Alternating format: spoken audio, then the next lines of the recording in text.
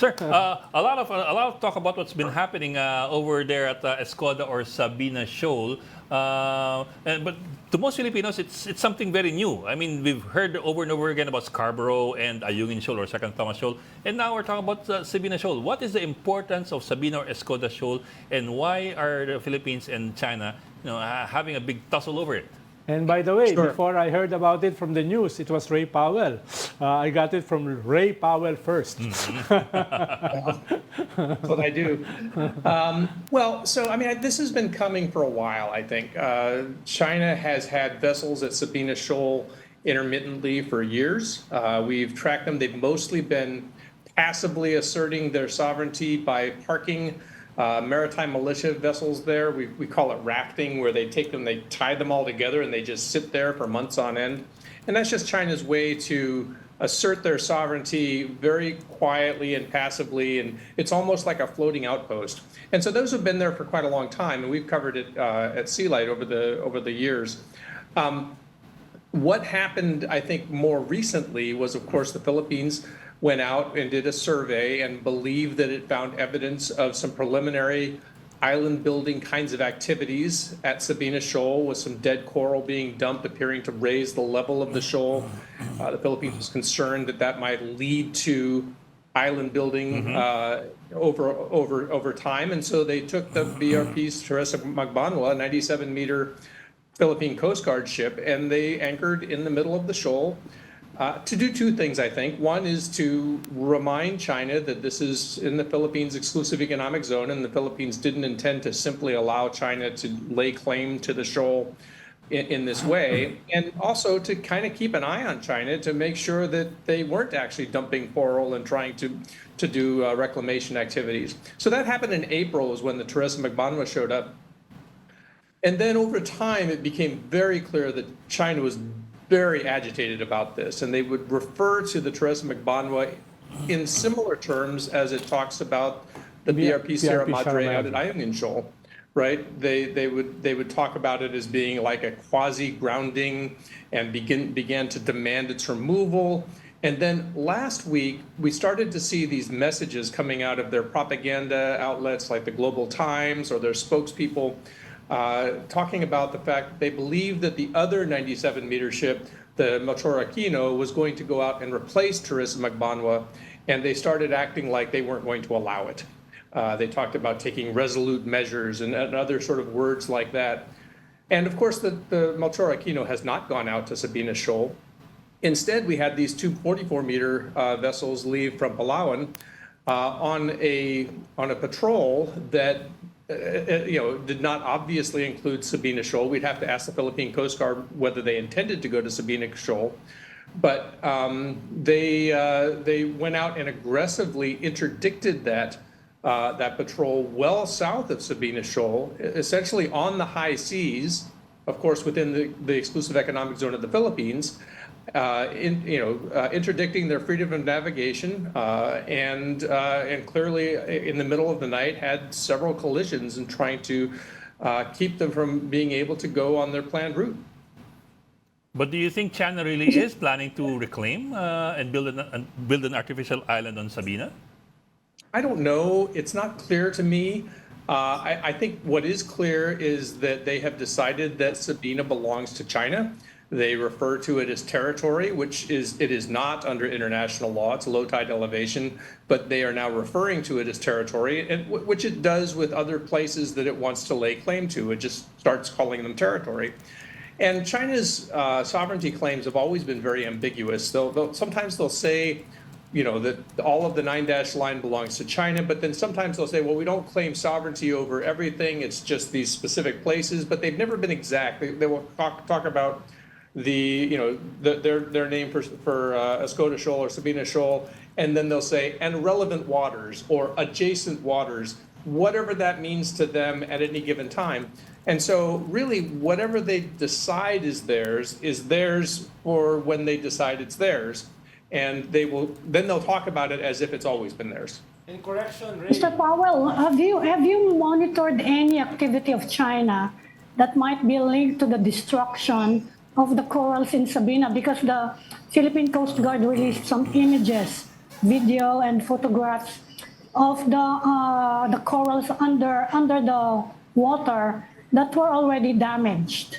Yeah, Have you unfortunately, monitored anything that can be attributed to Chinese activities? yeah, unfortunately, that's really hard to monitor from afar. It's hard to see from satellites or from other things. So I really depend on the Philippine Coast Guard and people who can actually get out there to be able to say that. And obviously, the Philippine Coast Guard has been out there and has put out into the public that this has actually been quite destructive out at the Sabina Shoal. So again, I'd have to defer to the Philippine Coast Guard on that one. And actually, the Coast Guard doesn't have the skill set for now to really study the coral reefs underneath. We need really a research team, an aquatic research team, to really do the study before we file the case. But I think this is a viable probability that if we are able to get scientific basis for the destruction of our coral reefs in Sabina, that could be the basis for another case in UNCLOS, which is, I think for now, the main proponent is Justice Carpio. Just for perspective, Sabina is 70 nautical miles away from Palawan. So it's not that far away. No, it's very near. No, Yeah. I think that's probably the most concerning thing that we've seen. I mean, we've seen collisions before, we've seen blocking and swarming and all of these things before, but this is the closest we've seen it to the Philippine mainland. And so what we're actually really seeing, I think, is a moving of the battle lines. And I say battle in terms of this is a gray zone battle. It's a gray zone campaign by China to take over the West Philippine Sea, and the battle lines had been drawn before at Ayungin Shoal, and they have now moved closer to Palawan. And to correct you, Ray, just a correction. According to the Global Times, we were the ones who rammed the Chinese Coast Guard vessel. Well, as long as you've got high quality news sources you're relying on there, Ronald, I defer to you. But what's your assessment, personal assessment, Mr. Powell, of what happened? Because both sides are accusing each other of ramming the vessels of each other. What do you think happened? I mean, so this is actually pretty typical of what we see from China. Is anytime they try to block Philippine movements and the Philippines tries to get around the ship and the ships collide, they blame the Philippines.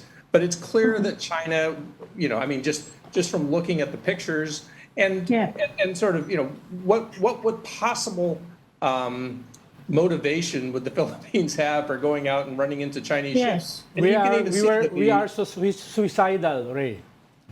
We are so suicidal. That's why we rammed the much bigger, much stronger, more modern Chinese Coast Guard vessel. That's very funny. Much bigger, much stronger. Look at that. Well, but this is actually very typical. It's what the term gaslighting is for, right? It's trying to make you doubt your reality. It's introducing this completely contrary and clearly false idea and trying to see if they can get you and others. And maybe it's not directed towards you and I. It's directed toward people who aren't sure, and of course directed to those who want to parrot China's line. And it says, well, clearly it's the Philippines that's causing all these problems, because if they didn't try to go out and assert their rights, there wouldn't be any problem. And the other thing is that I understand Sabina or Sabina Shoal is often a staging area for resupply missions by the Philippines to the Second Thomas Shoal area for the BRB Sierra Madre. So if they do take control of Sabina Shoal, then it makes it more difficult for the Philippines, I suppose, to do resupply. Yeah, that's true. Now, of course, that's just sort of historically, that's what it's been. Now, how the Philippines will continue to do that in the future, I think, is still up in the air.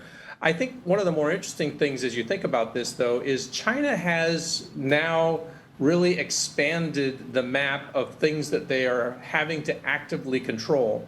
And controlling Ayungin Shoal is difficult. It takes a number of ships, but controlling Sabina Shoal is actually very hard.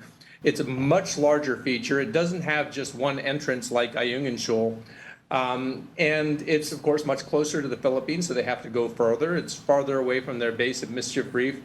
And, of course, unlike the BRP Sierra Madre, the Philippine ship at Sabina Shoal can move. And so And it's newer. it's not as tactically for China is actually a harder problem. And so they've made themselves, by choosing this battle, they've made themselves a problem. They're going to have to, now they're going to have to defend this very, very large feature with many entrances and, again, if the Teresa Magbanua wanted to move to a different part of the shoal, it could do that today. And it's not that In Teresa the meantime, Magbanua was... Mr. Powell, what's the situation in Ayungin? Because that part of the West Philippine Sea is covered by an agreement between us and China. What's the situation right now as you have monitored? So, China continues to aggressively patrol around Ayungin Shoal. The agreement held through one resupply.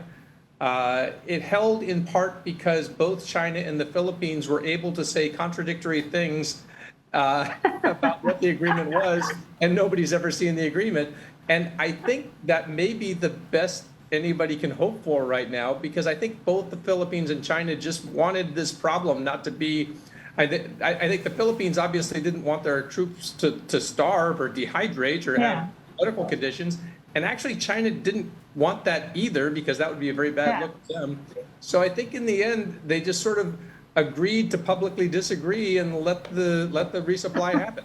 My question, Ray, is we have an agreement on Ayungin, specifically for resupply of BRP Sierra Madre.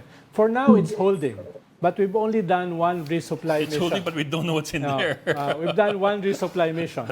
But there is aggression in Scarborough and now in Sabina. So is this sustainable? Can you have a patch of stability in one place of the West Philippine Sea and major aggressions on other parts? Do you think this is sustainable?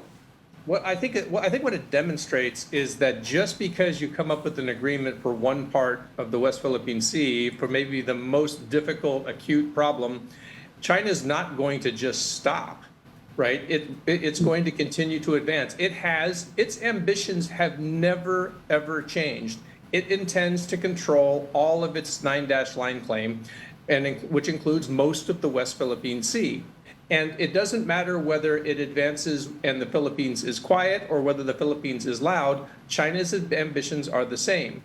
So, people can say, well, before, when the Philippines didn't say anything and was quiet, we didn't have all these problems. Yes, but China was still advancing. So the only question is, does China advance against Philippine resistance, or does China advance quietly with no resistance? But Ray, earlier you said that one of the reasons China negotiated and finally agreed to this agreement in Ayungin, specifically in resupplying BRP Sierra Madre, is that the transparency projects, the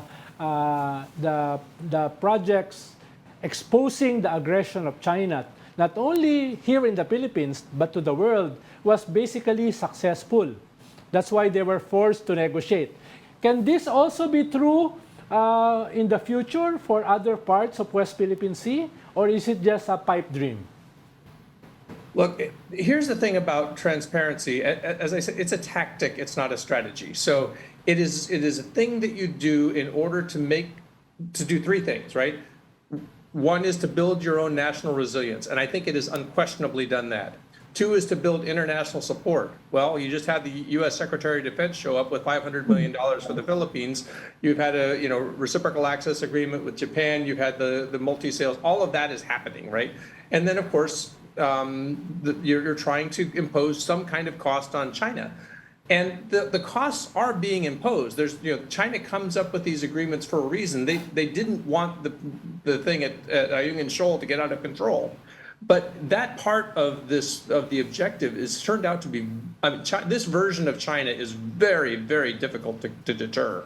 They are so confident and they are so intent and they've built up their claim to such an extent that in some ways they don't know how to stop.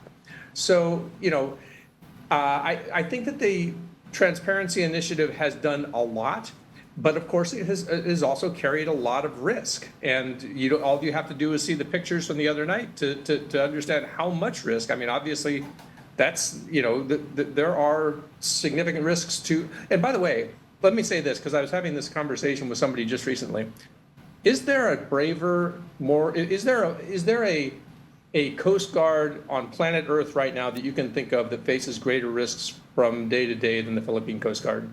I mean, they go out all the time on these missions of national importance with a mandate to carry out these patrols, knowing that they may be water cannoned, that they may face bladed weapons, that they may face ramming, and all of these kinds of things. What other Coast Guard has to put up with that? Mm-hmm. But, sir, we've been talking extensively about an Ayungin agreement that nobody has ever seen, whose contents nobody even knows. Do you see any value in the Philippines laying bare the contents of this agreement? I know that there's an agreement between the two countries not to divulge the contents, which is strange to begin with. Except China. But at the same time, we've also seen that China claimed, had a different claim as to what were the contents of the agreement. In other words, they divulged what they claimed was an agreement. And we just reacted. The Philippines just reacted.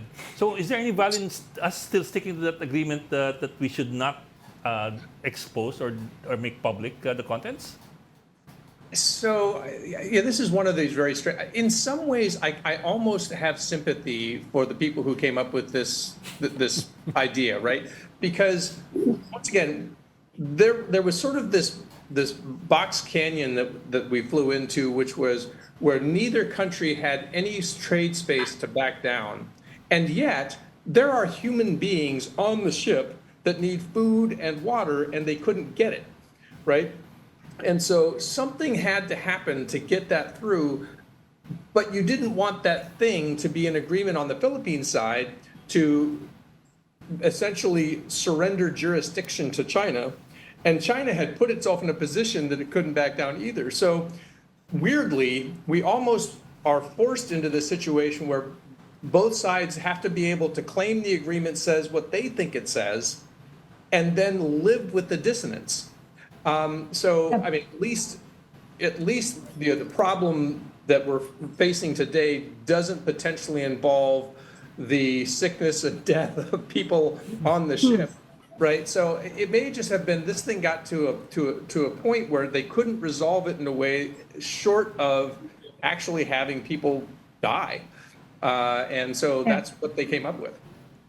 Okay. I'll put the question another way. It's worked so far for Ayungin Shoal. You think it will work for Sabina if we work out a similar agreement?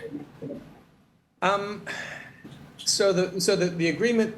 See, the thing about Sabina, Sabina is a different problem. At Ayungin Shoal, the problem, the BRP Sierra Madre is going to be there regardless, right? Unless somebody tows it off the shoal, it's going to be there, or unless the Philippines pulls its people off, it's going to be there. The Teresa Magbanwa could sail away tomorrow. It could sail to a different part of the shoal tomorrow. So it's a different tactical problem. It's not as hard a problem in a lot of ways. In fact, you can land a helicopter on the Teresa Magbanwa. It has a helipad. You can't do that at the Sierra Madre. So there are options available to the Philippines at Teresa Magbanwa that don't exist so I don't think we're at that point yet with Sabina Shoal. We're certainly at a disturbing point, but I think that there are a lot of different options that I'm sure that the President and his National Security Council are thinking about right now. Okay, maraming salamat. Thank you very much for joining us, Sea Light founder and Thank Maritime you. Security Expert Thank Ray you, Ray. Powell. Thank you for joining us. Great to see you Thank you, guys. Mr. Take care. Powell.